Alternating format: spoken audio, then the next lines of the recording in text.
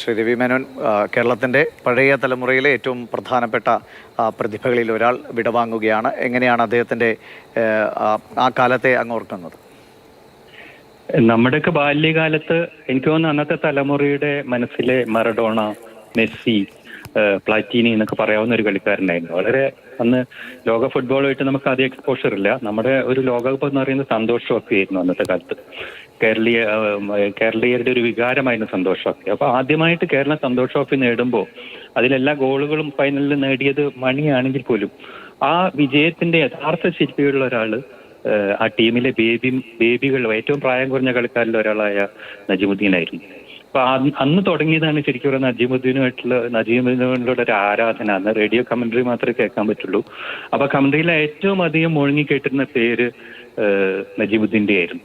അത് കഴിഞ്ഞിട്ട് അദ്ദേഹം 75-ലെ സന്തോഷ് ട്രോഫിയിൽ വീണ്ടും അദ്ദേഹത്തെ കാണുന്നു. അദ്ദേഹം അന്നൊരു സൂപ്പർ താരമായിട്ട് ജ്വലിച്ചുയർന്ന കാലാണ്. പിന്നെ നജീമുദ്ദീന്റെ ഒരു പ്രത്യേകത എന്താ വെച്ചാൽ അദ്ദേഹം ധാരാളം ഓഫറുകൾ അദ്ദേഹം കൽക്കട്ട ടീമുകളിൽ നിന്നും മുംബൈയിൽ നിന്നൊക്കെ വന്നിട്ടുണ്ട്, മാഫത്തിലാൽ നിന്നും ഈസ്റ്റ് ബംഗാളിൽ നിന്നൊക്കെ. പക്ഷെ ഒരിക്കലും ആ ഓഫറുകൾക്ക് പിന്നാലെ പോകാതെ സ്വന്തം നാട്ടിൽ സ്വന്തം മണ്ണിൽ തന്നെ കളി ജീവിച്ച് തീർത്തു എന്നുള്ളതാണ് ഇദ്ദേഹത്തിന്റെ ഒരു പ്രത്യേകത.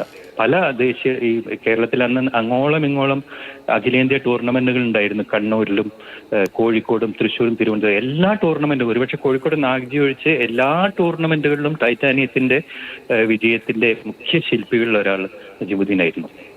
ശരി, വളരെ നന്ദി ശ്രീ രവി മേനോൻ, അദ്ദേഹത്തിൻ്റെ ഓർമ്മകൾ പങ്കുവച്ചതിന്. എന്തായാലും കേരളത്തിലെ പഴയകാല ഫുട്ബോൾ പ്രതിഭകളിൽ ഏറ്റവും പ്രധാനപ്പെട്ട ആളാണ് നജീമുദ്ദീൻ. അദ്ദേഹമാണ് വിടവാങ്ങുന്നത്.